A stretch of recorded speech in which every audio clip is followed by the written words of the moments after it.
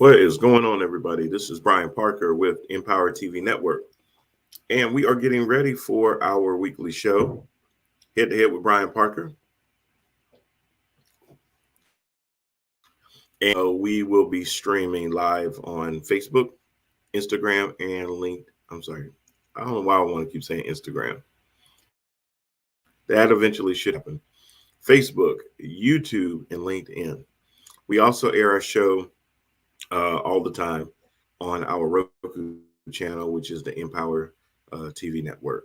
It's available right now on Roku. At some point in time, it'll be available on Amazon, Google TV, Apple TV as well. But we've been running our Empower TV network for a little over a year now, about a year and 3 months coming up. So I've been doing it for a while. Our main show, Head to Head with Brian Parker, our panel comes on every week and we talk about things going on in the world and pretty much unfiltered. We have real conversations and we keep it plain. None of our panelists are political pundits by trade, but we all have something to bring to the table as far as our lived experiences. And we invite you to come on the ride with us and participate. Use our live comments to be able to interact with the panel if there's any questions, comments, or things that you want to add. If you ever want to be a panelist on our show, we welcome all opinions based in facts. So no, I'm not looking for conspiracy theorists, QAnon sympathizers, or anything like that. But we are looking for serious-minded people looking to have a conversation and at the end of the day can agree to disagree. So agreement is not required. Political science degrees are not required. If you pay taxes, you've worked a job, you have kids you raise, you put gas in your tank, you have to budget, you are qualified to be able to speak on vast array of subjects that come up. A lot of them do lean politically. So, but you know what I found, y'all, is that whether we want to admit it or not, politics are interwoven into just what we do on a daily basis. It's not practical to believe that there isn't a political angle to anything that you do. Think about anything you do, and I can bring in a political element of it. Now, some of us like to be the ostrich and bury our head in the sand and act like those things don't happen around us. And honestly, I think that's what most politicians want you to do. They want you to be so tuned into everything going on in your life, your spouse, your significant other, your kids, your job, all these other things. And we don't pay attention to what elected leaders are doing. And then we wonder why we accuse them of being corrupt, because we're not holding them accountable. When politicians are corrupt, more times than not, it's our fault, because we're not speaking about it. We're not talking about it. We're not holding them accountable. And then when something gets done, then we want to point, so we have a accountability piece in this as well. We talk about that a lot on the show, about making sure your voice is heard, that you vote, making sure that your elected officials understand that they do work for us. They don't work for their donors, even though they feel like they do, because their donors contribute to their political campaigns and they keep them in office. And the thing that corrupts most people, y'all, is always power or proximity to it. So what do? We wake up. No, I ain't talking about being woke, but I'm talking about waking up, being aware, holding people accountable. You hold your kids accountable. When you were a kid, you were held accountable. We have to do that with all aspects of life. If you're a manager of a restaurant, you hold your employees accountable. If you run your own small business, you hold your employees accountable. Our politicians are us. And the sooner they realize that, the better things will be. Well, look, we're going to do this 5-minute countdown. On the other side of that, we'll start our show Head to Head with Brian Parker. That gives you a good 5 minutes to get ready for a good show. See you guys on the other side.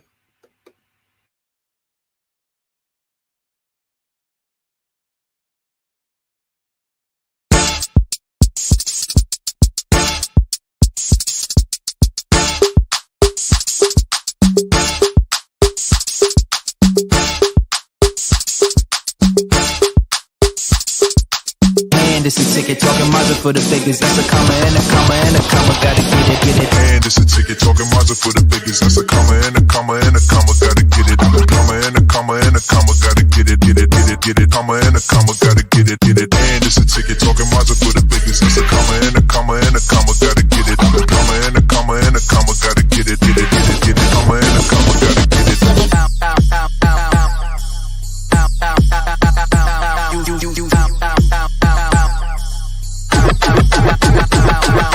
And it's a ticket talking Mazda for the biggest. That's a comma and a comma and a comma. Gotta get it. Comma and a comma and a comma. Gotta get it. Comma and a comma. Gotta get it. And it's a ticket talking Mazda for the biggest. That's a comma and a comma and a comma. Gotta get it. Comma and a comma and a comma. Gotta get it. Comma and a comma. Gotta get it.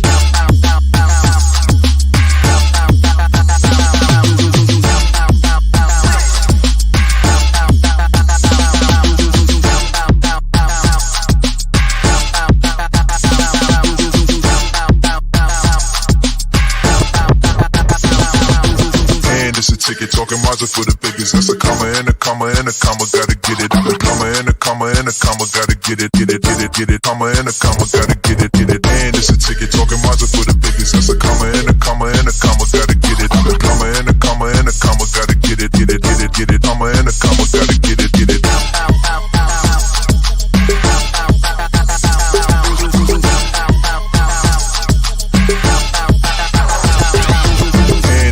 Talking Mazda for the biggest. That's a comma and a comma and a comma. Gotta get it.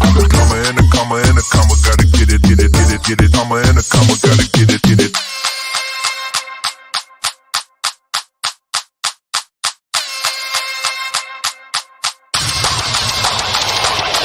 And it's a ticket talking Mazda for the biggest. That's a comma and a comma and a comma. Gotta get it. Comma and a comma and a comma. Gotta get it. Comma and a comma. Gotta get it. And it's a ticket talking Mazda for the biggest. That's a comma and a comma and a comma. Gotta get it. Comma and a comma and a comma. Gotta get it. Comma and a comma. Gotta get it. And it's a ticket talking Mazda for the biggest. That's a comma and a comma and a comma. Gotta get it. Comma and a comma and a comma. Gotta get it. Comma and a comma. Gotta get it. And it's a ticket talking Mazda for the biggest. That's a comma and a comma and a comma. Gotta get it. Comma and a comma and a comma. Gotta get it. Comma and a comma. Gotta get it.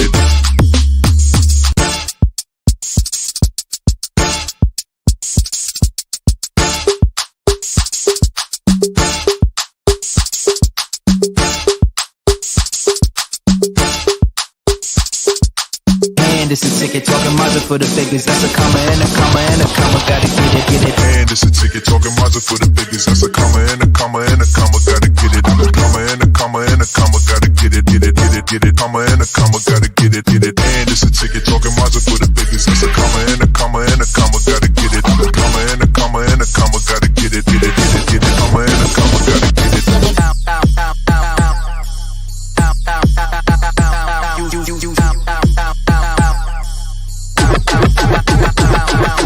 And it's a ticket talking Mazda for the biggest. That's a comma and a comma and a comma. Gotta get it. Comma and a comma and a comma. Gotta get it. Comma and a comma. Gotta get it. And it's a ticket talking Mazda for the biggest. That's a comma and a comma and a comma. Gotta get it. Comma and a comma and a comma. Gotta get it. Comma and a comma. Gotta get it.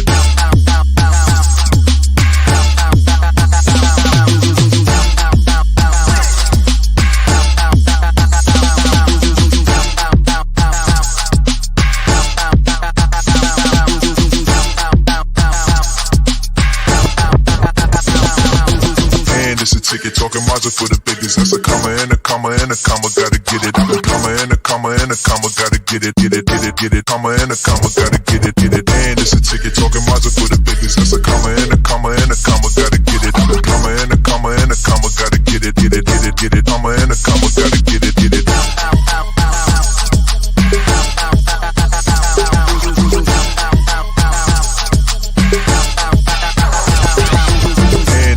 Talking Mazda for the biggest. That's a comma and a comma and a comma. Gotta get it. Comma and a comma and a comma. Gotta get it. Comma and a comma.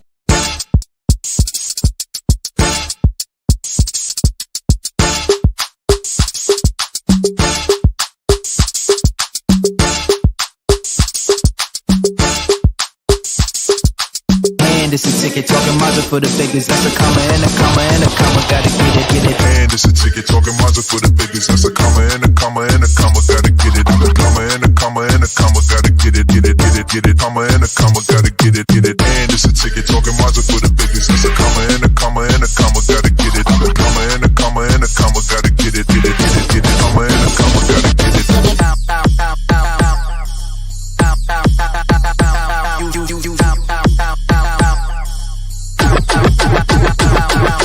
And it's a ticket talking Mazda for the biggest. That's a comma and a comma and a comma. Gotta get it. I'm a comma and a comma and a comma. Gotta get it. Comma and a comma. Gotta get it. And it's a ticket. Welcome everybody to another episode of Head to Head with Brian Parker. I am Heat. And what a beautiful day it is. We are joined by our panel today. We are streaming live on LinkedIn, YouTube, and Facebook. That's right. We are doing that. We come to you every single week at this time and hopefully put on a good show and bring some good conversation to the table as well. We also stream on our Roku channel under Empower TV Network. If you haven't added that, please do so. But more importantly, like, share, subscribe, let everybody else know about the show. And if you like it, please leave us a comment. If you don't like it, please leave us an invisible comment. I'm just kidding. And let us know. If you would like to join the panel at any point in time, please do so. The only thing that we ask is that no QAnon people, no conspiracy theorists. We deal with facts, even if we don't always agree on those set of facts or what they may mean. That's okay. Don't have to be a political pundit by trade. Don't have to have a political science degree. But if you pay taxes, you budget, you put gas in a car, you raise kids, you just have to live your life, then you are more than qualified to get on the panel and talk. Now, all that said, we do have one of our panelists here already, Mr. Brad Collin. How you doing, sir? I'm doing great, bro. I just have one question for you, man. Why are you afraid of the Q? What? Why no Q? Why can't Q join us? Don't be afraid of the Q. Embrace the Q. Welcome the Q. Send invites to the Q. The reason isn't that I don't want to figure out what point of view the Q is coming from. So I'm going to give you an example of why I don't want the Q on. And I'm glad you asked that question. Just recently this week, the story was out that QAnon decided to descend upon Dallas, Texas. Jermaine is driving to the house, driving the speed limit. That I don't believe. But okay, I know he'll be on in just a second. The reason that I don't necessarily want QAnon is because, in perfect example, in Dallas this past week, QAnon supporters showed up to Dallas to witness John F. Kennedy Sr. and Jr. Coming back to somehow bring Trump back in office. Now, if that right there doesn't make you pause, let me just elaborate. They're dead. I don't know how much rationale you can really bring to people if they believe that John F. Kennedy, a Democrat, is some way or another going to resurrect himself and somehow get Donald Trump to become president again, and then he'd be his vice president. Put pieces back together and come back. You know, I think that's not a joke. I think even after Humpty Dumpty fell apart so many times, they couldn't put him back together. So I'm not saying that QAnon believers are a lost cause, but every single thing that they have put out over the last year has proven that it is a crock of shit. And they still continue to come back to it. To entertain that past being a punchline and a joke, I don't know what more I can say to them, because obviously the truth isn't enough. And it's funny because that's kind of the underlying theme of this show. it's not always about the truth. It's about the truth you choose to believe. Hmm. A lot of things that have happened over the last week is always about, it's always the thing of it's your truth, my truth, and then the real truth. Right. And that's really what politics sometimes really does come out to. But QAnon is an extreme that is not like no other. I mean, now we're bringing dead people back. Listen, I don't know about John F. Kennedy, but if you can work out QAnon, if y'all can work out Tupac and Biggie for me, then maybe I'll start showing up to some of y'all's rallies. I mean, y'all can sit there and do that. And, hey, at least Prince. Come on now. Bro, I don't know if that story got enough air press for me. You know what I mean? That Right. like somebody needed to see that. Like there were 1,000, if not several thousand. It looked like about 1,000 people waiting for the reincarnation of RFK or JFK. I think they would have taken either, but Right. but those are not people of their choice. They don't agree. They don't align with them politically. Like, where the hell did that come from? And see, that's the whole thing. It doesn't even have to make sense. Right. They were waiting for him at 12:29 because that's when he got shot. Some connection there. I can see RFK wanting to come back, join up with Trump, cut taxes on the elite a little bit more, roll back any sort of environmental gain. I can see RFK wanting to do that because he was the passionate progressive, right? He was the passionate progressive. Him and Trump, it makes sense. Oh yes, it's a marriage made in heaven, literally. Come on, man. There's no end to this. There's no end to it. Jermaine, Catherine Jones says, "Hey y'all, that was a wasted lie." You damn right, Catherine. It was. Jermaine says, "I'm waiting for Moses to come back." Yeah. Well, Jermaine, it's funny because not that long ago they were actually arguing that Methuselah somehow was still around voting and stuff. So who knows? They claiming that 800-year-old people were on ballots and stuff like that. So I guess Methuselah or somebody in his ranks were filling out. Quick question with the Methuselah and the 800-year-old. Do you think Viagra was still having would it still work on him? 800 years old? Like, could he still? I don't know, but I tell you this: if in fact I make it to 800 years old, I'm definitely going to be rocking the Viagra. There's no question. With the purple suit and the hat. With the purple suit and the hat. Yeah. And now the new platform shoes that I got with the fish in the bottom. Yeah. Yeah, I can see that. Definitely going to be doing that. I can see that. Jermaine Parker says Rudy G is at least 307 years old. That's right. But the problem is that what happens when you become 307, you start leaking. So, oh gosh. So Catherine Jones, don't know who this person is. It started out as heart medication. So if he had a beating heart, it would stand him up.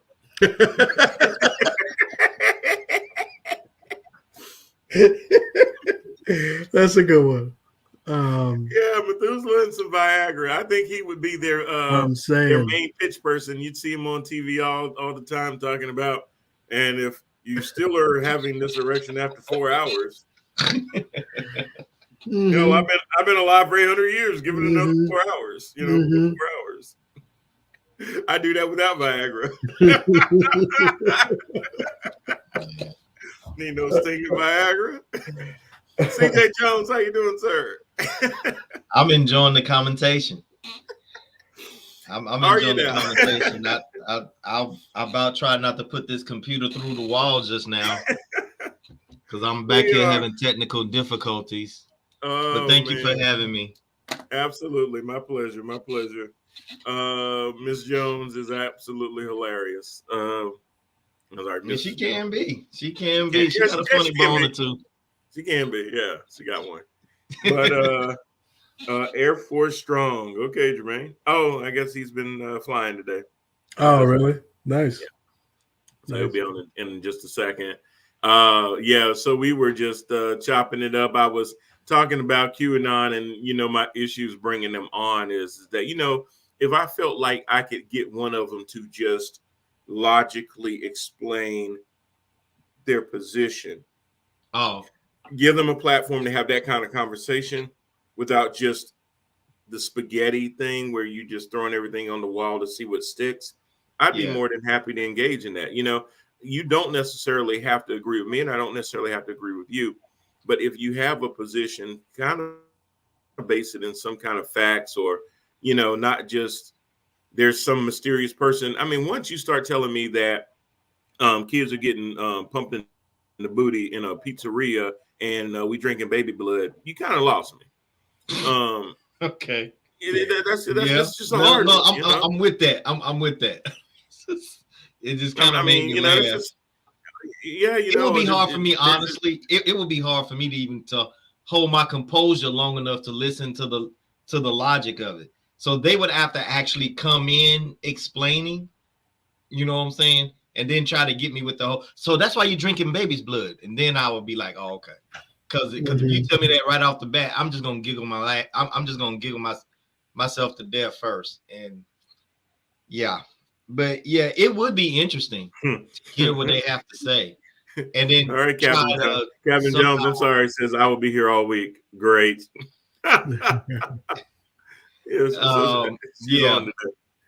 It would be interesting just to hear what they got to say, and just I kind of like have heard enough. I mean, when you show up to these things and you're coming up with all these things, and you're coming up with, oh, Trump is going to be reinstated, and okay, so I say to you, okay, let's look at the Constitution.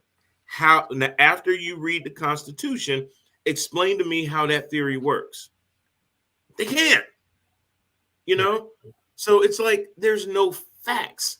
Some things just aren't worth going that far into, because listen, if you're that susceptible to that kind of information, I don't know what I can do for you.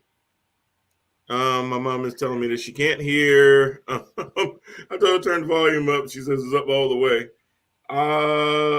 Sound check. Can anybody else hear me out there? Because I can hear you guys good. Yeah, we can hear you. Even online, I'm just making sure. But I know Catherine Jones has been responding. Jermaine's been responding. So I'm just going to chalk it up to AARP on this one. Anyway, sorry, moms. Just, I guess, read lips. Mom, please make him pay for that comment. I don't know how, but make him pay for that comment in some way, shape, or form. Little slap across the head. She's gonna have to read lips. So you might have to put them quad focals on so you can see me. So listen, I hate to draw this parallel, and I might get shot for it, but oh Lord. Isn't there a little religious component to QAnon? Yeah. Aren't they rooted in Christ and religion and everything else? So my point is, look, when it comes to things that are beyond this life, you can ask people to believe anything, man. You can ask people to believe that a man was swallowed by a whale and lived. You can ask people to believe anything, stretch their imaginations, and they might believe it. And I think that's what we're seeing with these Q folks. Well, B, I'm along with you with that. You know, and being that I am a man of faith, basically that's just what they do. They take that ship and they ride it out. You know, it's just like your KKK group. You know, we know that they are rooted and grounded in hate, but because they know that religion is protected, then they say, oh no, we just, you know, each person to himself and everything else. But it's just like anything else. Like it's just like the insurgents, you know, whenever we was over there trying to take them out, but then they go hide behind innocent bodies and stuff. So now we can't hit them. Why? Because they in front of an innocent body. But then we come back from the war and then we'll call baby killers. Right. People know what to hide behind. That's my point. I'm saying all that to say that. Well, yeah, I hear all that. And really with Q, it just, you know, I've heard the comparison to, well, Brian, what's the difference between QAnon and Christianity? Because you're having faith in something that for the most part you can't see. you can't really touch. It's a feeling that comes over you. You're talking about things being in the spiritual realm. And I'll be honest with you, there probably are some underlying components to that. The same people that will believe that, that certain people walk this earth and will come back and things like that. There's a certain amount of faith that may lead you to believe that JFK was going to show up in Dallas at 12:29 p.m. There are some overlying things with that. They're based more in alternative reality of what's going on in front of me. I don't want to accept. I don't want to believe it. Therefore, I'm going to believe that there is an alternate reality I can escape to. And that's fine. I have those same aspirations sometimes. So to satisfy that, I just bought me an Oculus Quest 2. So I can go into my VR anytime I want to. And I can be whoever I want to. Hell, I can fly without jumping off a damn building. How about that? I'm gonna be able to fight Darth Vader. Even though I wasn't in the galaxy far, far away a long time ago. So the world kind of wants to know that when you have the opportunity to be whoever the hell you want to be, who do you choose to be? Well, that's what Halloween is for. And that's what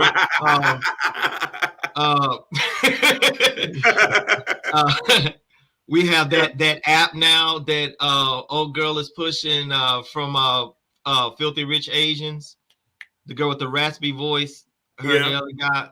Yeah. Isn't it called Fantasyland or Dreamland or something like that? Yeah, but something like that. So yeah, I mean, but it's all the same. We've always had those things like the Dungeons and Dragons and all those Fortnites and all that fantasy-ish kind of stuff. But at the end of the day, we got to bring ourselves back to the real world. Yeah. You know, QAnon sleepwalking through the world, wanting things to be a certain way that they aren't, and they're provably not that way. Right. So here's the thing, like with I'll give you an example, Christianity, like with Jesus. You can't prove to me that he wasn't here. Right. Now, with QAnon, I can prove to you that Donald Trump is not the president of the United States. Right. I can prove to you that there's not a pizzeria in Washington, D.C. where kids are getting pumped in the booty and we drinking baby blood. I can prove that to you. See, once I keep puncturing holes in your argument, your credibility is shot. Now, if I tell you that I believe that there was a man that went onto a mountain, came down with 2 tablets, and it had the 10 Commandments in it, you can't prove to me that didn't happen. Right. You can't prove to me that it did happen either. You can't prove to me that happened. Exactly. You can't prove that. But if you're QAnon and you're telling me all these other things, I can prove to you that's not true. Right. That's the difference. That's the difference. Right. Catherine Jones, no Pikachu. No Pikachu. Stop it. And another comment from Catherine Jones. Let me see. It was, hey, Mr. CJ Jones is looking good. And he's mine. Okay. Thank you, baby. Oh, she's a vibe. Anyway. But so that's kind of the difference is that if you at least came up with something that there's no way I can prove to you that that's not true, sometimes that would be enough. Oh, wow, now we're getting all the hearts from her. So we could look at it that way, but having them on to basically peddle a bunch of conspiracy theories, it seems harmless. But when you see how many people follow this, how many people showed up, how many of these people left their homes, their lives, their jobs, to show up for an event like that because they truly believed that JFK was going to come out and say, all right, y'all, follow me. I'm going to get Orange Julius and we taking back over 1600 Pennsylvania Avenue. Right. That's insane. That's crazy. So, yeah, I'd rather have panelists wearing t-shirts that say Jim Jones was right. Jim Jones was correct, right? You know? Yeah. So yeah, they're open, they're gullible, they whatever they are, mentally ill, whatever you want to call it. That's if you're that susceptible, if you're that susceptible to something so out there, it's hard to believe that I'm going to be able to reel you into a real conversation. Right. You know, I'm going to be speaking to you from a fact-based set of principles, and you're going to be coming to me and you're just throwing spaghetti against the wall, we're just going to walk away from the same point that we started at. And I just gave you a platform to just espouse maybe about a bunch of nonsense. And maybe about 2 or 3% less intelligent than when you walked in with.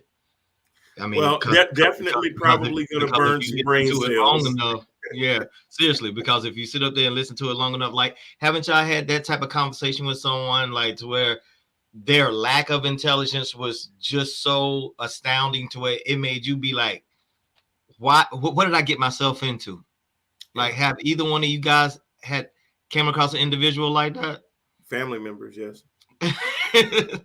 Sorry if they're watching, but yeah.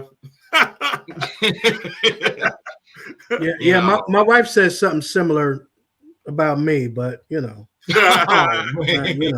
And I'm sure the response is, yes, dear. You're right. You're right. Yeah. Well, listen, I think both of you guys are feeling pretty good right now, Mr. CJ Jones. Your football team's chugging along. How about that? Yeah, they scooting along. They are scooting along. I'm all right with them. You all right? Yeah. Okay. I'm sorry. But I do got to say this one thing about these so-called Dallas fans out here. I will say this. I will say this. And you're gonna catch on to what I'm saying here in just a minute. All right. I don't know what it is about certain the mentality of certain kinds of fans. Mm-hmm. There's like, I'm a fan, and then there's true fanatics, and to the point to where I had to just simply come out of a particular Dallas group that I was with, the one of the fan bases. This guy, he's that type that you love to pick on, B, to where this guy is so far out there. He makes other fans. No, hear me out. He makes other fans be like, dude, like, get back to reality for real. We're doing great, but you have us winning this Super Bowl, the next Super Bowl, and all this other stuff. Don't you know we barely got past this last team? Right. like it was a win, but it was a ouch win. Reality, my brother, reality. Yeah. And he was going so hard, you know, we're going to do this, we're going to do that. And I'm like, okay, first of all, we ain't going to do nothing but sit there and watch our team play. So that's what we're going to do. CJ, I hate to break it to you, Hoss. I hate to break it to you. I was like, wow. That's your fan base. I hate to see when what you said, because you remember, because like you and I had that banter going back and forth. I know. Yeah. And I was like, I don't know nobody that's that far out. And then lo and behold, I'm like, you know what? I'm gonna have to go ahead and just admit to my brother, hey, you know what? I found at least one of them, and he is way out there, bruh. I'm just gonna go ahead and bust your bubble. How about them boys, Catherine Jones? You need to stop. You ain't no Cowboy fan. You a fake Cowboy fan. You a Cowboy fan.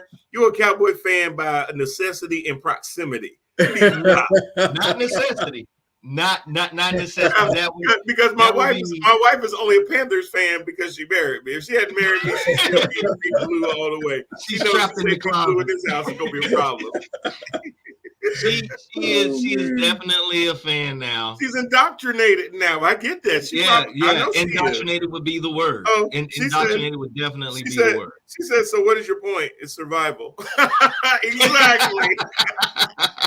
She's drinking that Kool-Aid, huh? Keeping a happy home. You damn right. I get it. Yeah. I be running through the house too. How about them? Country Wayne and all of them. They are for real. The DC for L people. That is the majority of your base. You are one of the more sensible fans, but the reason that I've normally not rooted for that team is not because of the sensible fans. It's the ones that, even if they were 6-7, have charted the way to the Super Bowl. They think that they're destined to just step on the field, and because you see them come out with the stars on their helmets, somehow that's going to affect your performance against them. There's a lot of fans like that, you know. I wouldn't stop there with the Cowboys. I think it's the entire NFC East. All 4 of their fan bases are crazy. All of them. All of them. They're all crazy. I saw the Eagles down when the Eagles came down here to Charlotte. What do you say about the Raiders and your 49? Now, mind you, see, I lived over there, and you think that we crazy? The NFC East is crazy? Have you ever been to California and had those conversations about the Raiders? Okay, yeah, Raiders, yes. Yeah, the Raiders are crazy. But not the Chargers or the 49ers. No, I didn't know. I did not mention the Chargers. And not the Rams. Not the Rams. Not the Rams. Right, and not the Rams. But I'm talking specifically the Raiders and the 49ers. They are just as equally out of this world. That was baked into their persona. Al Davis baked that into the Raiders cake. Yeah, they can't help it. I'm going to see the Raiders this weekend, as a matter of fact. I'm going to see Raiders and the Giants right here in Jersey. Nice. It's one crazy fan base against another. And here I am with my little Rams hat. That's funny. When you got 2 crazy fan bases, and we meet each other on the field, you literally have to look at the score to see what's actually happening. And that was the issue that I was having with Brian. I say, because sometimes, even like, I know my fan base is crazy. I would have to literally, I can't just go like look at something on Facebook and tell if I won or lost, because they still celebrating. And I'm like, okay, so what was the score? And they're like, oh, we lost, but it's all good. No. You know, and I'm no. They don't celebrate on Facebook when you lose. You can't find them. Bruh. They're invisible. What are you looking at? No. I have never seen Cowboy fans celebrate when they lose. They do not. They blame when they lose. And everybody blames when they lose. No, not like this. Show me a team that lost and that don't deflect or deny.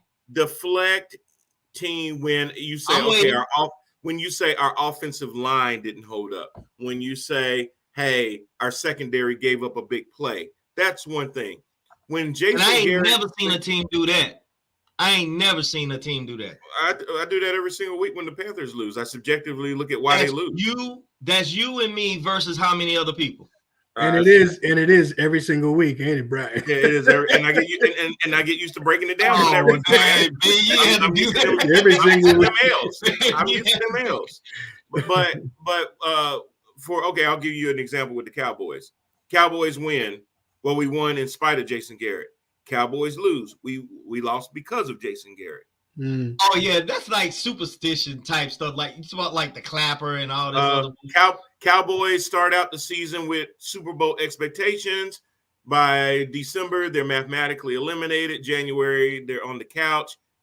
Oh, we need to get rid of Jerry Jones. Jerry Jones is the reason, and it's cyclical. It's the same reasons every single year. Okay, you guys recycle. So the mathematics is behind that. Is this right here? Anytime you break down what used to be a championship team and you start over and you try to get these combinations and people got to feel their chemistry out, that's what happens. That's the pains of a growing team. Yeah, but it was 25 years ago. You don't. So, I mean, people are riding off the strength of what the team used to be. Or 25 years ago? Say again? 25 years ago? I can't ride off of Harley what I did yesterday. But you know what? That's the mentality of it. I mean, that's the mentality of football fans, period. But, CJ, that's my point. That's what makes you crazy. What up, little bro? We have been blessed by the franchise, Mr. Jermaine Parker. Boy, I'm sorry, boys. I'm sorry. Catherine Jones is basically telling me I need to speed this along because she said, "Hey, I thought sports was last night." It was last night. All right, okay. We got all good point. Good point. Yeah, he has music, Catherine. But so we definitely wanted to at least recognize that some of our teams are doing better than others. Cowboys are doing great. The LA Rams are tied for first in the NFC West. They're doing great. So congrats there. And mathematically speaking, the Carolina Panthers have the 7th seed in the NFC playoffs. Do you? Nice. Nice. How crazy is that? Hey, look, you got to be in it to win it, baby. Yeah. Is your running back done for the year, or he's coming back? He's coming. Listen. Back. Okay. Everybody loves that dude. Here's the funny part, Brad. I'm a very, very occasional Madden player. But when I play Madden, I play with the Panthers. Cam Newton is still the quarterback, Wow. And my running back is Christian McCaffrey. I probably played 8 seasons at least with the team. That's a dynamic duo right there. I've never played an entire season where McCaffrey played the entire season on Madden. He gets hurt on Madden every freaking season. And a lot of times it's just off of a crazy toss play. I'll toss left. He runs up the left side. I'm getting ready to run him out of bounds. He gets tackled. And then I see him on the ground grabbing his damn ankle. I'm like, you stop it. Mm-hmm. And then he'll be on the injury report. I got to replace him with the second string. Then after the game, it gives me the injury report out 6 weeks. Mm-hmm. That's that algorithm, man. That's that algorithm. And it's every season. He's never played a full season for me. Yeah. And this is starting to happen to him in real life. Yeah. He's going to be one of those players, I think, where he has so much promise, but injuries really shorten what could have been a really, really good career.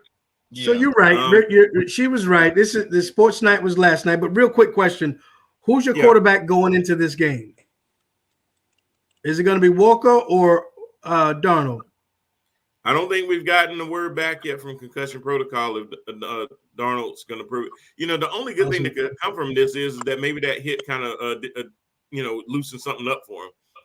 if he starts balling out real good, I'm going to suggest the concussion. Is Walker good? Do y'all like Walker? Do y'all like him? Or no? Okay. I don't know. Nobody likes their backup quarterback, and I don't know why, but I don't think nobody actually likes their backup.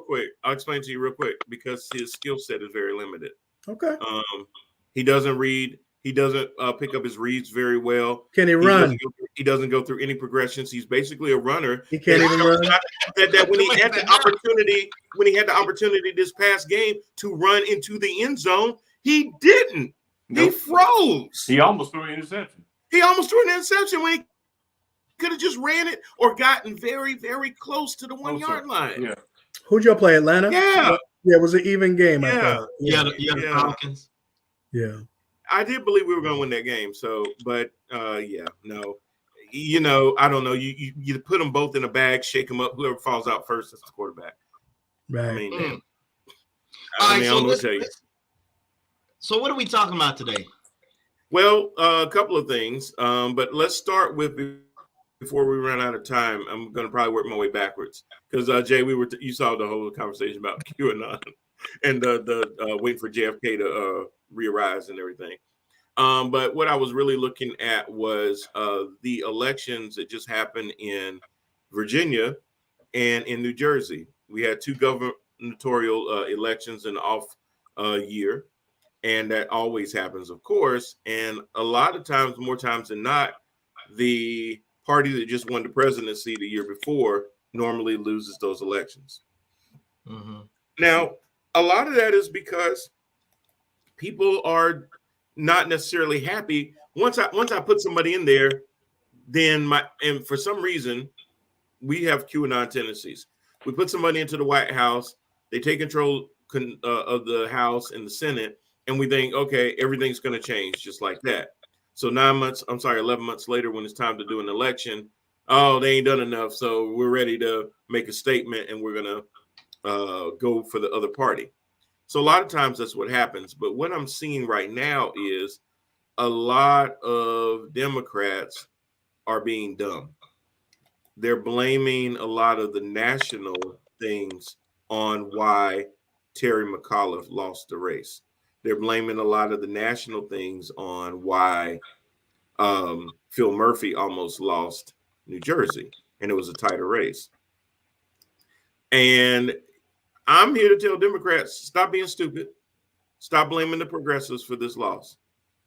we tried to make this about Donald Trump, and we got to stop doing that. I brought that up on the last two shows where Terry McAuliffe did not run against Glenn Youngkin.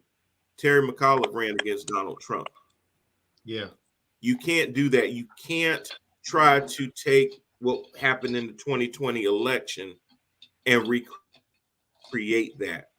That was a generational movement. It was the most people doing an election, albeit a lot of it was by mail-in ballots and things like that, expanded early voting and things like that.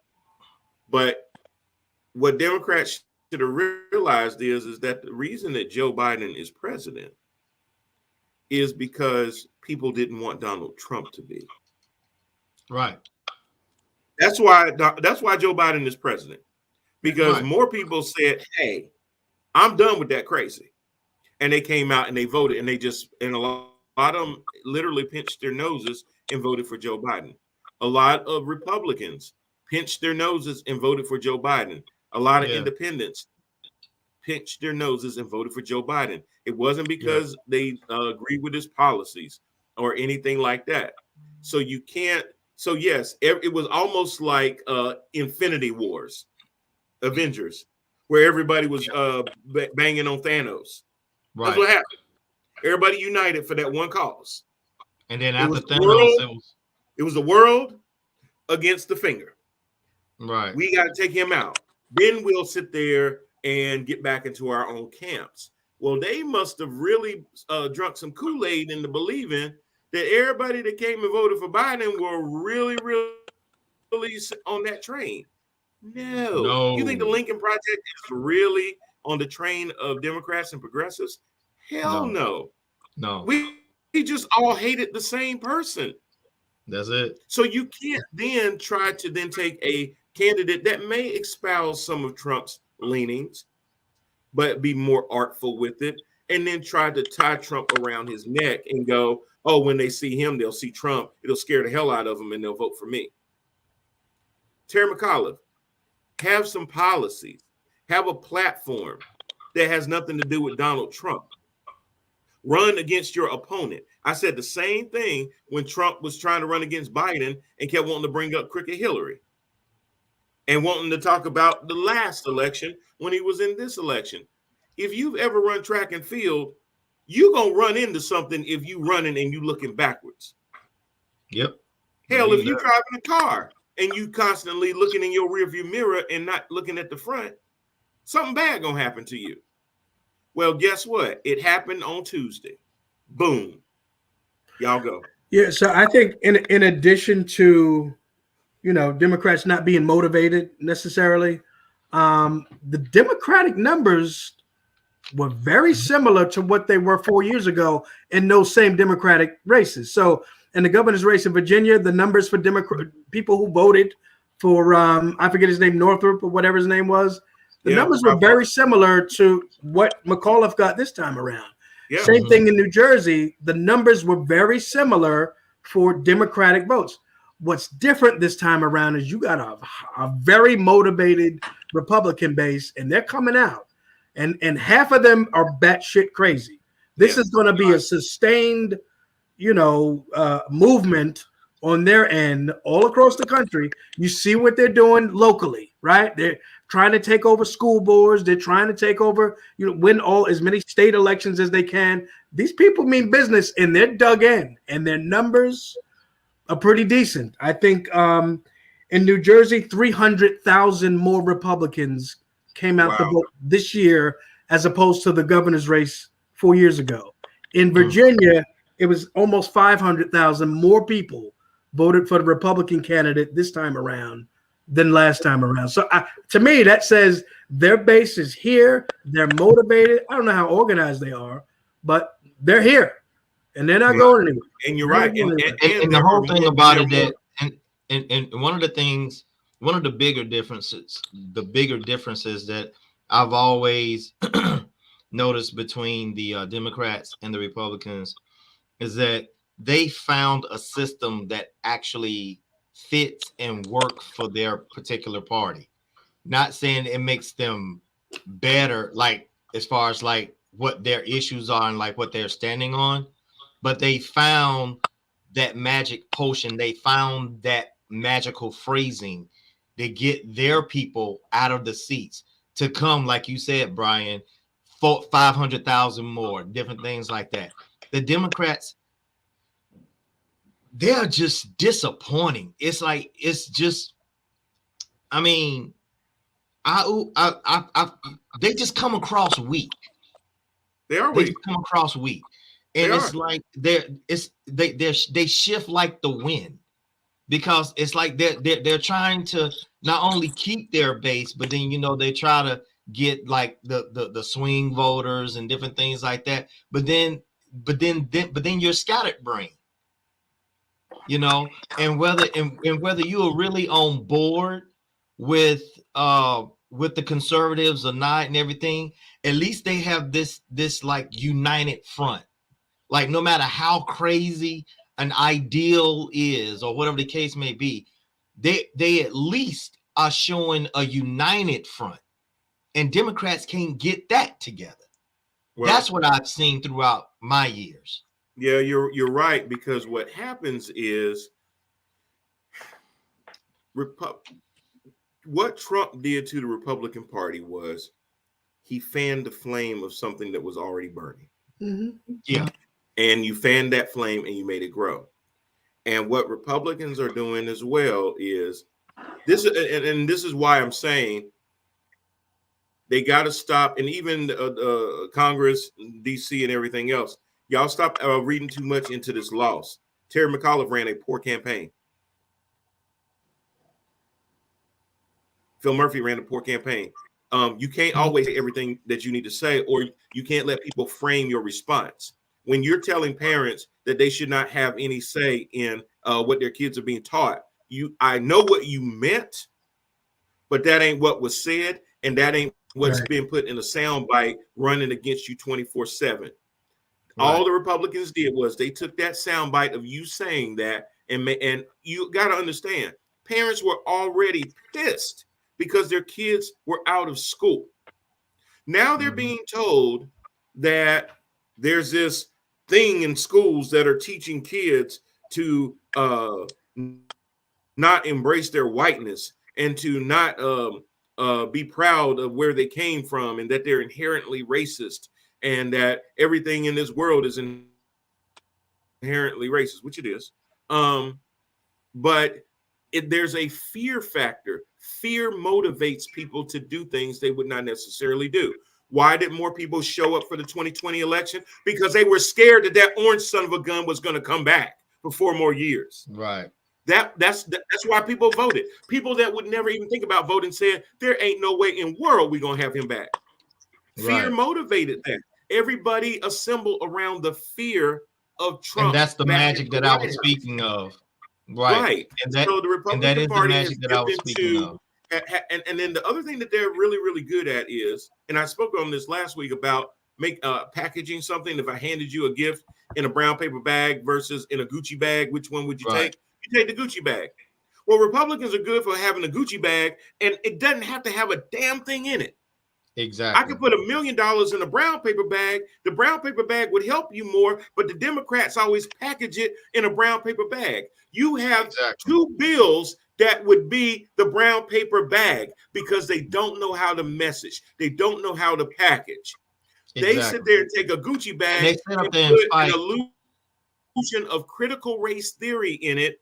And you know why it's empty? Because it doesn't exist in schools. Exactly. It's a law school thing. Exactly. But it doesn't have to be true. And that's what I started the show with when Brad came on is that is the underlying theme is that it doesn't necessarily have to be true. It's what sells. And they're good salespeople. They will sell to their base a package of lies and fear because they know that if I tell you that these Democrats are trying to brainwash our children, they're trying to get them to be acceptant of LGBTQ. They're trying to make them be acceptant of gay marriage. They're trying to make them sit there and feel bad because of what happened years ago. They're trying to take away our statues. They're trying to take away Christopher Columbus. They're trying to do, they stoke that. That's fanning those same flames. Trump showed them the blueprint for it. So you can't say I'm running against Trump. You're running maybe against Trumpism because he did show them the way of doing that. But you have to separate Trumpism from Trump. And we did not do that. It's hard to fight. Go ahead, franchise. Go ahead. You got it. Well, I was going to say, you guys have made all excellent points, and really around the points that I wanted to make in this whole conversation about what was Virginia about, and it really is that Democrats are really, really bad at messaging. They're really, really bad, terrible, and well, they just suck. And so here's the problem: it is easier to inspire hate than it is to inspire hope. We all remember Obama's campaign. That was his campaign. It was hope. And so whatever you might feel about Obama, that was what the promise that he had was hope for a better future, hope in the American people. But that's not an actionable kind of thing naturally. Right. Naturally, inspiring people, even if you can inspire hope, it doesn't mean it produces anything. It produces a lot of granola eating type speeches and stuff where people talk about hefty ideas and stuff, but they don't actually do anything. So it takes a lot. The easiest thing is that, hey, somebody's coming to your house, fight or flight reaction. What are you going to do?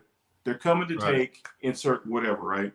But the problem is a little bit, and so as my brother said, you can't run against people who aren't there. So it wasn't run against Trump. But he kept bringing it up. It was a poorly run campaign, but Democrats run their campaigns poorly. One of the things is that if you look at numbers and stuff about eligible voters and demographics and stuff, what you'll find between Republicans and Democrats, the amount of white people in those parties, kind of lines up. The difference makers are always the brown and black votes. And so the reason that, and to be clear, in this particular Virginia race, brown and black people came out to vote. But the Democrats don't inspire anything, and it's because they don't do anything. They make all these promises about what they're going to do, and they never. And as soon as they get in office, they tap brown and black people on the shoulder and go, "Excuse me, can you get that suburban white woman's attention?"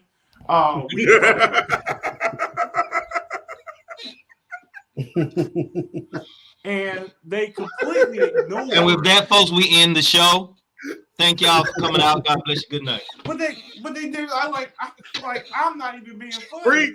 Breach. That's what happens. Is that they know that when we show up for them, we're difference makers in their elections. But as soon as the elections are over, it's Susan. That thing you were talking about. We're not gonna do all that shit we said. And that's part of the problem with Republicans. Democrats. Democrats sit there and they hire white firms to tell them about black people and what they want. Instead of going into black communities and delivering on the promises that they actually said that we back. They know what we want. This is not one of those they need to pay, but they make people, there are white firms out there make millions of dollars in all these races and stuff to tell candidates what's the pulse of the black community. They don't know. You can hire me for much, much less, and I will tell you, but they already know. There's no real reason for them to do that. They suck in their messaging. They suck when it comes to when they get in office. They don't keep their promises and stuff. They want to blame progressives and stuff. It's not the two Democratic senators that are holding everybody up. It's the 50 Republican senators who don't have any questions about why they think free college or health care or any of these benefits and stuff are wrong. They can't get silent and stuff. And so their messaging is all wrong. So I can help if they would for a second. Okay. Go ahead. They're listening. Just some quick pointers for you that will help. All right. If you're running against somebody and they say some racist shit, call them a racist. If you're running against somebody, we're Democrats. What about decorum? So here's the thing, and so I know CJ used a military analogy earlier, but I will delve into it just briefly. is that today's military isn't the military of the 1600s when they used to face up on a battlefield and just openly shoot at each other. Because that's stupid. What people realized was there were better tactics in order to not suffer as many casualties. Democrats have to understand there are better tactics that they can use so they don't have to suffer as many casualties. When they come out to the battlefield, they need to, because that's not what their opponent's doing. Their opponent is running strictly on racism and fear. That's it. And not being challenged on any of those things. I heard you earlier when you were talking about the guy. A lot of things I went, but there's a proponent. Why not point out? Because what Republicans do, there's a really, really liberal part of the Democratic Party who thinks that there's like 7,500 genders, you can marry your dog, stuff like that. They put them mugs on blast, and that's what they sell to their party, is that that's the Democratic Party, and you should be afraid of that. And quite honestly, I'm afraid of that. But what Democrats need to do is they need to take these crazy people, put them as what the Republican Party is, and say, this is who you're running against. And if you let these people in. But yes, but that's not enough to motivate Democrats to get up and go vote. It's not. It's not going to get them to go vote. We know they're crazy on the other side. We know they're crazy over there. And we tend to say those folks on the other side of the aisle are crazy, but that won't motivate us to the polls. You know what? We need that really, passion and that. We need to say. What really Trump did really well is that he spoke at a level, not intentionally. He probably got a fifth grade level, but he speaks at a level that people can understand, and he seems to speak the truth, right? And so when you call when you say, "Hey, no, that policy's racist. That dude's a racist. I believe he was in the Klan." Now he's got to defend himself. What Democrats have to do right now, what's going to motivate people to vote for Democrats, however, is promises made, promises kept. And stop trying to wait on, put people on record. Stop playing the political game of, well, we're not even going to bring it to the floor because I just don't think I got enough votes. Okay, well, who doesn't want to vote for it?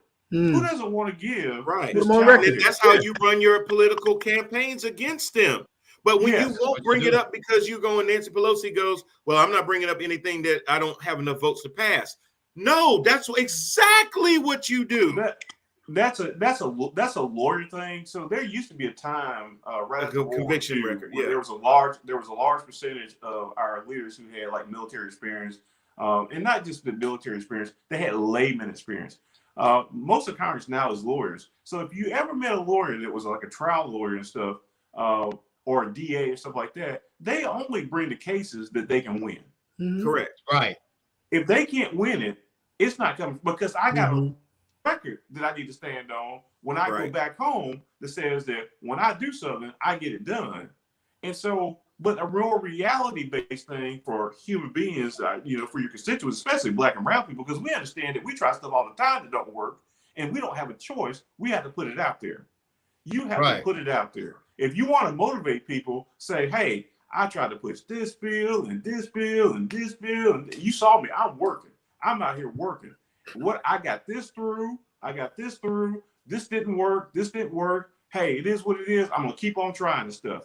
That will motivate people, because when people can see results, when they can see effort, when they can see the passion is one of those kind of things where you are inspired by somebody because they're so passionate about a subject, right? They are so passionate that they inspire you. When you're out there in your suits and you're sitting there like, well, we're waiting to see what Manchin gonna do, and we're gonna compromise with him. Man, F him. We're not compromising nothing. This is the bill. Either you gonna get on board with the bill or you're not. That's it. And Republicans have shown us that they're willing to get down in the mud, stab you 50 times, and then stand up and say, I didn't do anything. They're willing to do that. We're not willing. We have shown that we're not willing to do that. They're willing to do that. They don't care. The Democrats will pass a bill when Biden first came into office, and they'll go back home to their constituents and say, look what we did for you. Look what we've done for you. Exactly. Right. Look what And we got accomplished for you. They knew that their base loved Obamacare.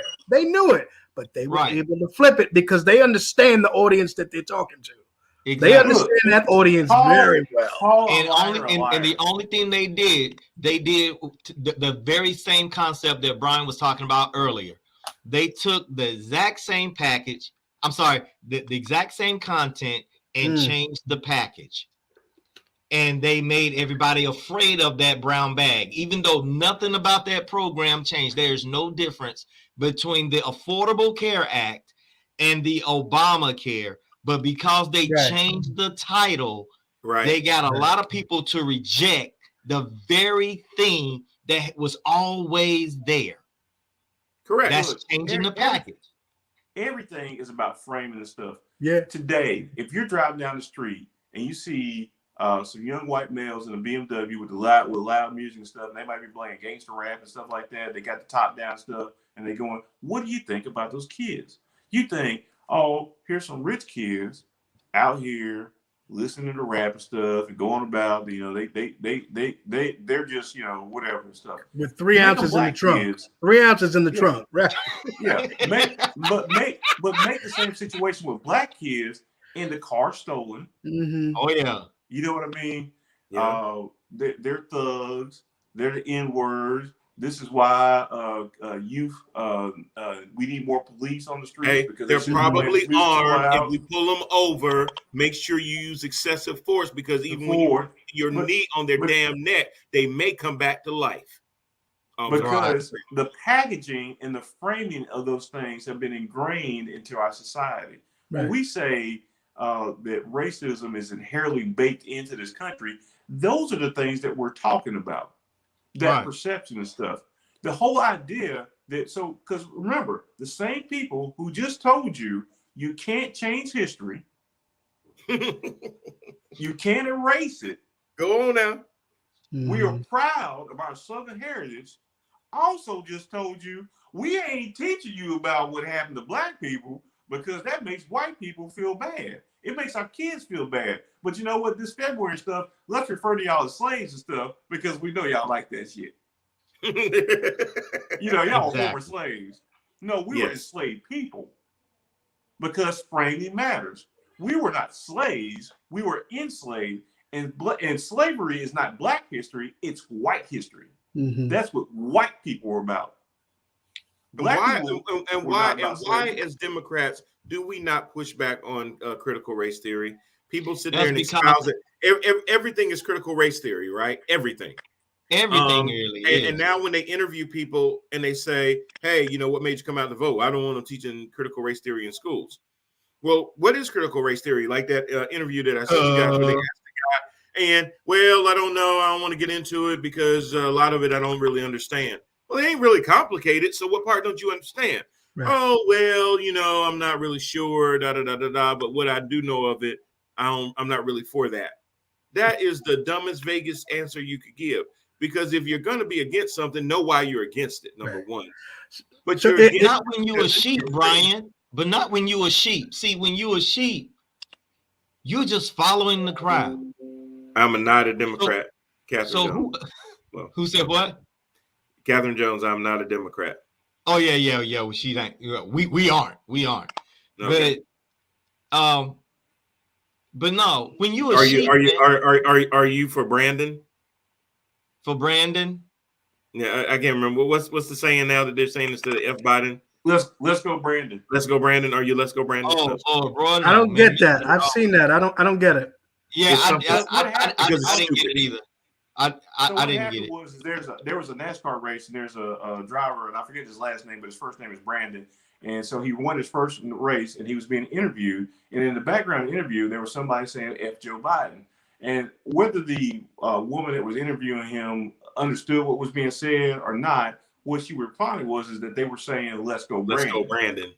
And so what the I don't know, left, right, whatever the crazy white people decided was that was a nice pseudonym for saying F Joe Biden. So here, if I had a camera that would do a close up, I would have a close up coming in, and I'd be like, "Hey, stop being bitches and just say fuck Joe Biden."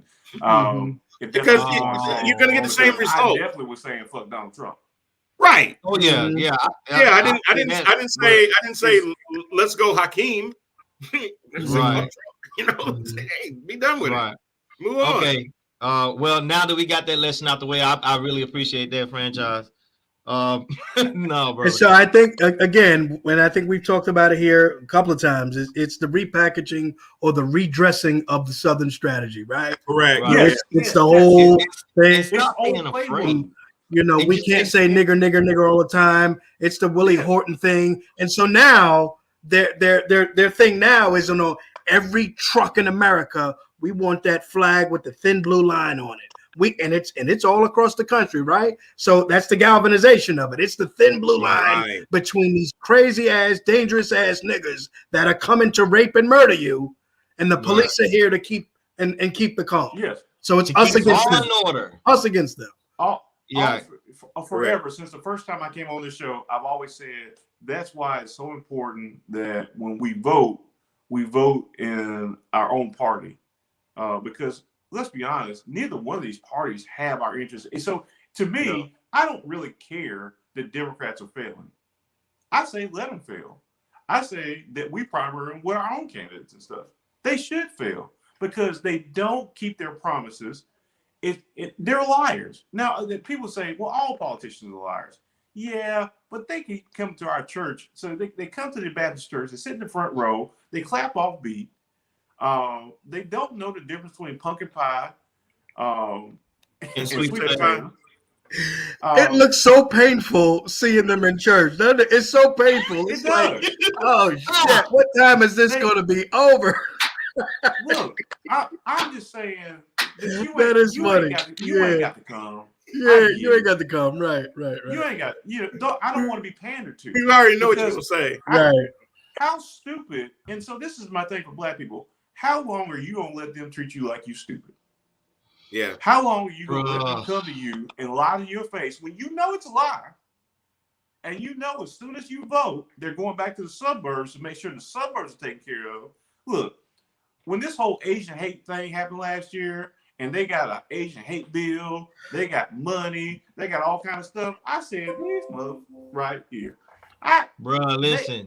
When they're talking about ain't that what Dave Chappelle was getting at? $450,000 to families who were separated at the border and stuff, it's not that they're against reparations. It's not that they're against laws that outlaw hateful acts and stuff. They just don't like you niggas. And they're going to keep treating you this way until you can put somebody in there who can make your own law. And because it's ingrained in everything, which is really what critical race theory is about. It's being interwoven into so much that it's interwoven so much that a lot of times white folks don't see it. Because if you've been eating the same thing all the time, you don't necessarily say, well, I can taste this and I can taste that. You've always tasted the same thing. You know, so that's what critical race, that's the whole point of it is that it is deeply in the fabric of this country. This country was built. And the thing, like I say, when they talk about stupid stuff, because they just manufacture stuff. So they manufacture this whole critical race theory. And what he said, what boy saying in Virginia, I'm going to outlaw it. Well, good job, because he did a good job. Before he even signed the bill, it is not being taught in this damn school. Exactly. So he did a good job. You actually promises made, promises kept. Promises kept. Yeah, exactly. You actually won something that does not exist. Yeah. Well, you have to tell people. So, hey, what's critical race theory? Oh, we just talking about your grandpa. You know, the one on the statue and stuff. We just talking about the statue. How did he get there? We're not talking. Now, if you're upset by that, which I can't imagine why, because you just told me we can't erase history, and you told me that, and you said that the Civil War was not about slavery. It's pride, not prejudice. Well, what are you not proud of now? See, you can't have it both ways. Are you proud? Are you proud that your ancestors were traitors or not? Which one is it? Yeah. I don't know. I can't keep up. See, that's why it's not necessarily rooted in truth. States' rights is not enough. It doesn't give you a reason to want to go to war. You know what I'm saying? Right. Nobody's going to war over states' rights. So that's some privileged politician shit to sit in the room and discuss and talk about. That ain't no, I'm going to go get my damn musket because of Right. states' rights. That's not, That's right. no. Yeah. I'm gonna die and then they're gonna make a statue of me when I do this. States' rights, freedom, Right. freedom, Right. Freedom. liberty. Oh Lord. Come on. But that's what they keep pushing and selling. And the thing is that they're able to stoke up enough fear. You know, we always used to talk about single issue voters. Republicans are very, very good with that. Sometimes Democrats, they try to sit there and, to Jermaine's point, they wine and dine you because they set out this long buffet of shit that you ain't never gonna be able to eat. Right. But they put it in front of you and make you go, man, don't that look tasty? Yeah. Y'all want that? Mm-hmm. Boy, come on in. If you vote for us, we're gonna give you all of this. And as soon as you vote for them, the door's closed. Right. We'll see you in 4 years. And we'll lay the same spread out in front of you again. Republicans sit there and they're very narrow based, where they will sit there and jump on one or two things. That's Education, critical race theory. They jumped all over that. This became a race of, we need to save our children from them because they've gone too damn far. But look at this on the Democratic side. What did he really run on other than I'm not Donald Trump? Nothing. I'm not Donald Trump. So he didn't have nothing. So my second helpful thing is that if you're going to run a race, you might want to have some policies. If you or you need to fearmonger the same way that they fearmonger. You can fight fire with fire. You can try to be like a Jedi and hold the higher ground. Or you can run on some real stuff. And once you run on it, you got to deliver. And that's a big thing. And so I know that a lot of people are like, well, federally, they want to blame, like I said, they want to blame this on the things at the federal level because they're not delivering federally. But there were local politicians who ran on things who did not deliver. It's not just federal. People, when we talk about federal stuff, that's just made up money. They make up money. Right. Local stuff where I can see that my property taxes are going up. I can see that my school systems are not acting right. I can see that the public work, the firemen and police officers in my community aren't obeying the laws that they say that we need to comply with. But all of a sudden they can't comply with simple directions. But it's okay. I see all this stuff, and I'm dissatisfied about the direction my community is going because that's what's important. If you want to win back Democrats, you want to talk about community. You want to talk about how I'm going to help you at a local level, whether it be I'm at the federal level and I'm drilling down locally, or I'm at the local level and I'm going into the communities and stuff, and not just before elections and on Sundays. I'm actually out there.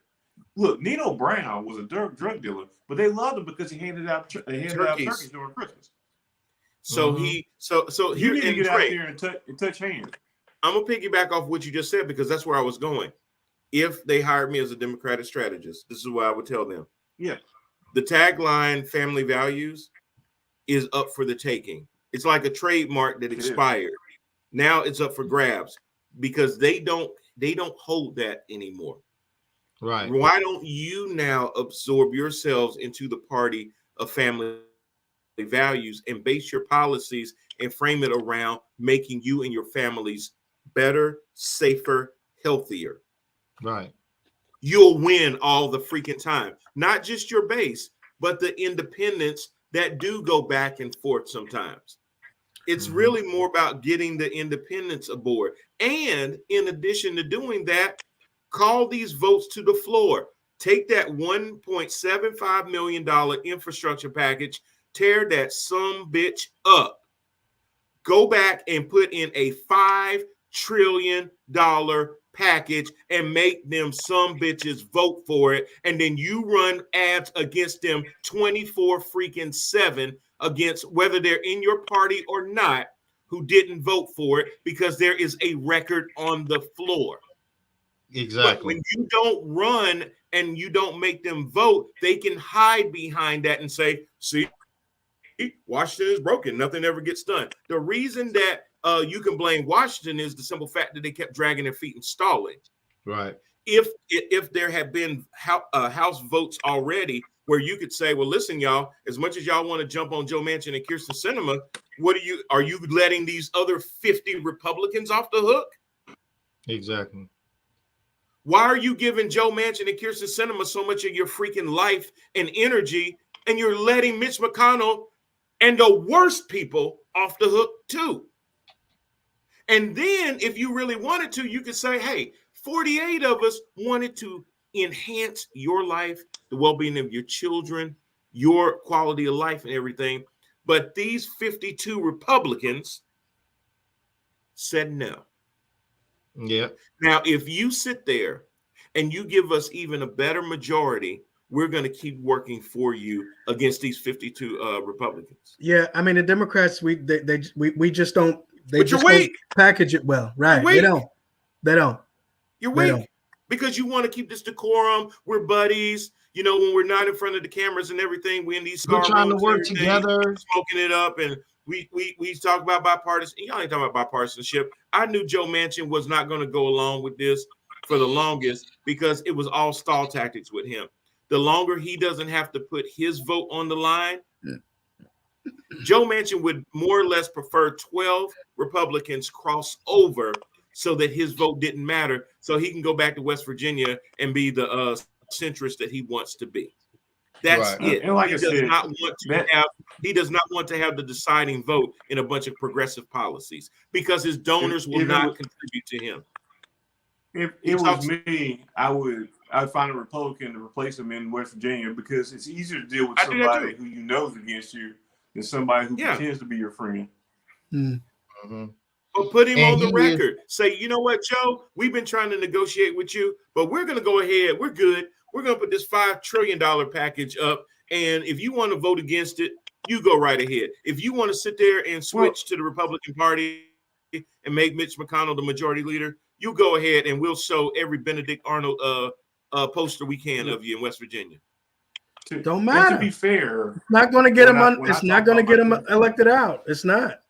It's not. No, it won't get him elected. He's entrenched. Out, but it will put everybody else on the record so that they can really see that, hey, Democrats can't fight with one hand tied behind their back. But all this back and forth and wooing and swooing and inviting them over to the White House. Kyrsten Sinema been over to the White House more than Monica Lewinsky ever was. And she was more productive. But I'm just saying, literally, you're whining. Okay, you're whining. Well, I mean, hell, you know, he ain't starting no wars, did he? But but you're whining and dining these two fools. You know what? Why are you whining and dining them? Why ain't you whining and dining like 15, 20 Republicans? Why are you whining and dining Joe Manchin and Kyrsten Sinema at the White House? Where's Lisa Murkowski? Where's Mitt Romney? Where's Susan Collins? Where's Sass? Where's all these other Republicans that you can reach out to? Because they're dug in. Why you? They're dug in. They're following Mitch lock and step. I mean, they're dug in. They have better leadership. Yeah, exactly. And you can say everything you want about the Grim Reaper, but he keeps his party intact. Right. Exactly. And that's all they have to do. And you know, they've been talking about the filibuster and revising the filibuster and saying, well, we don't want to get rid of it. Okay, well, how about some incremental steps? Why don't you go back to the standing filibuster? Why don't you make the old ass people stand up for the filibuster? Well, so they won't do it. They can't.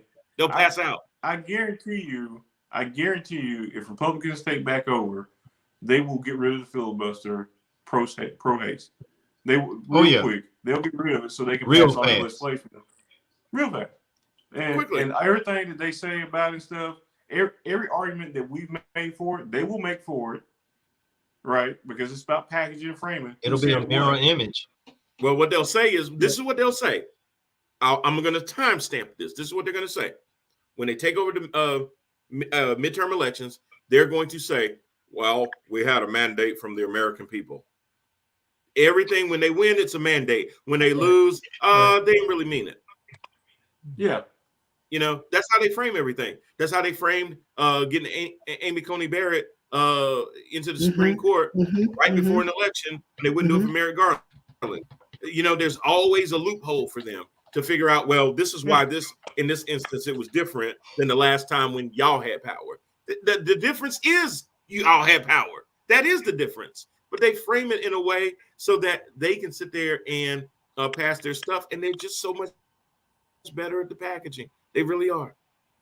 We really suck at it, and I say we because most of the time I am a Democrat.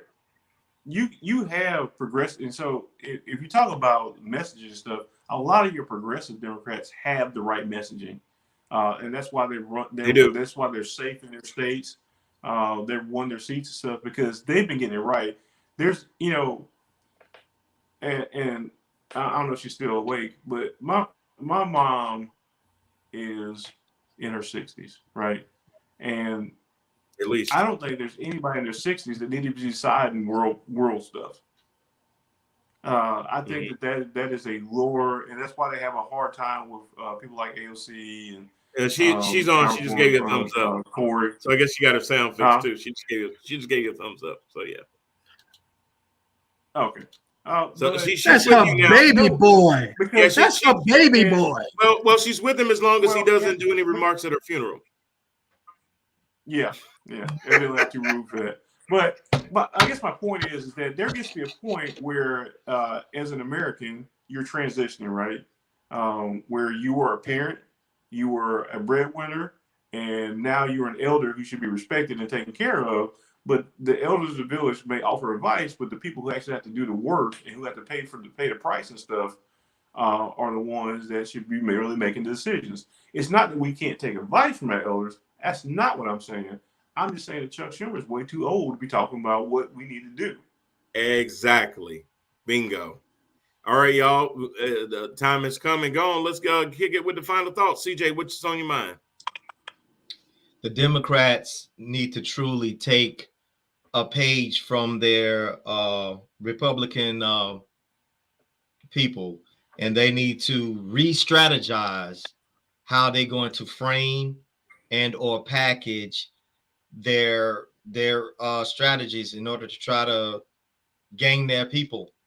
And I don't care, and like how my brother said, whether it's use fire against fire or use some sort of magical phrasing, but they need to start really rethinking about how they're going to get their message across to rally the troops.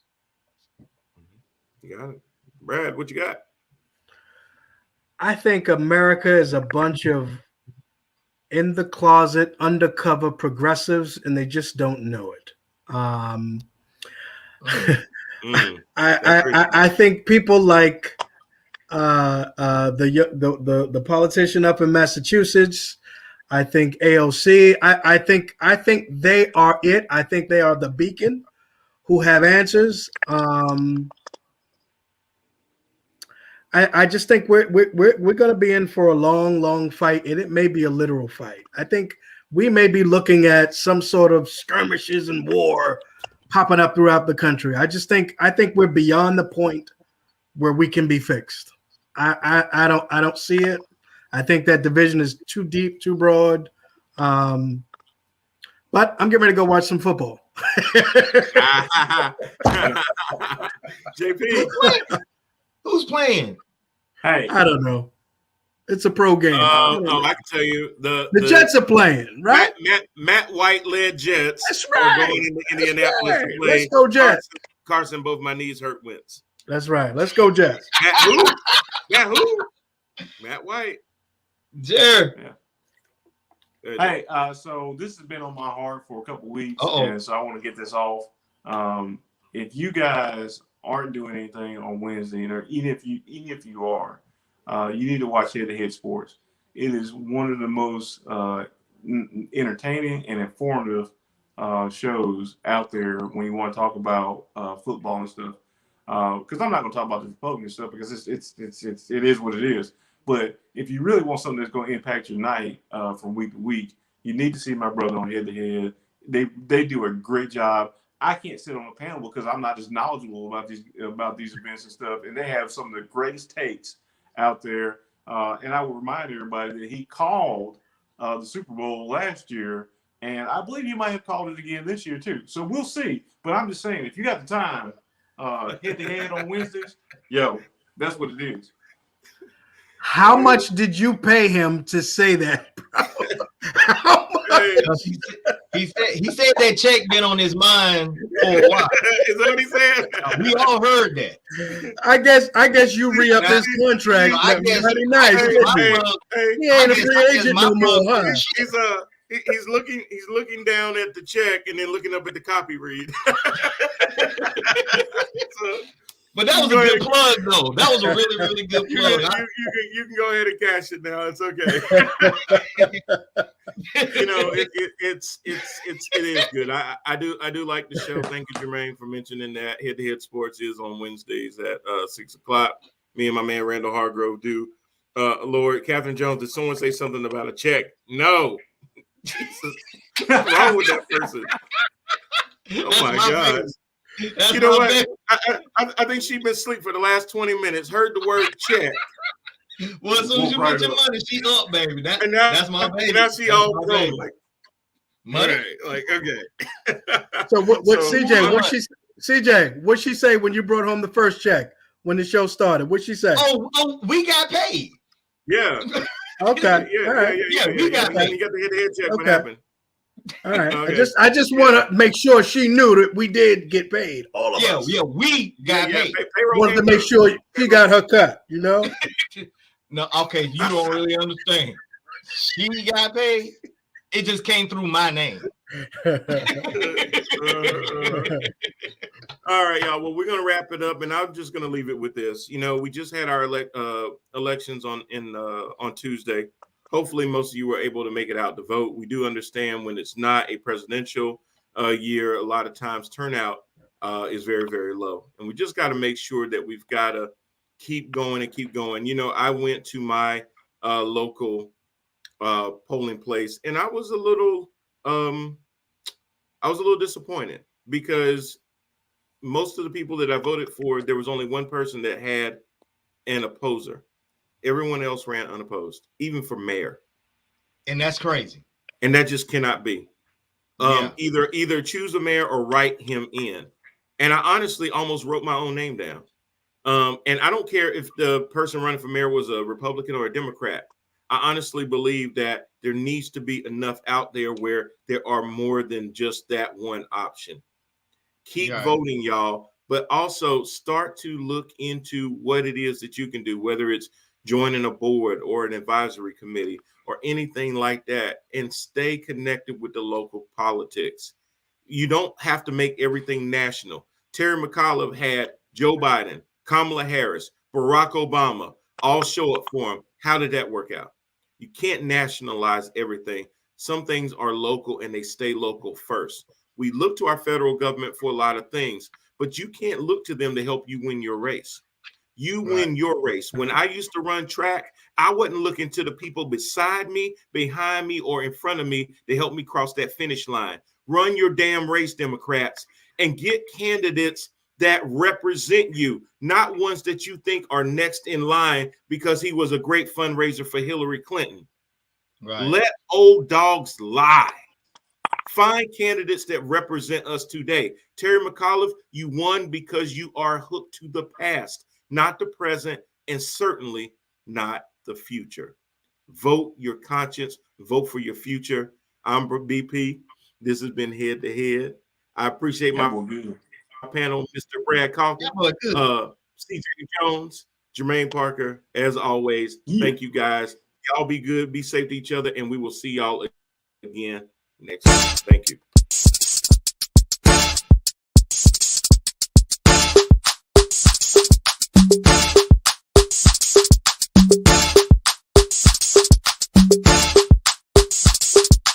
And it's a ticket talking Mazda for the biggest. That's a comma and a comma and a comma. Gotta get it. And it's a ticket talking Mazda for the biggest. That's a comma and a comma and a comma. Gotta get it. I'm a comma and a comma and a comma. Gotta get it.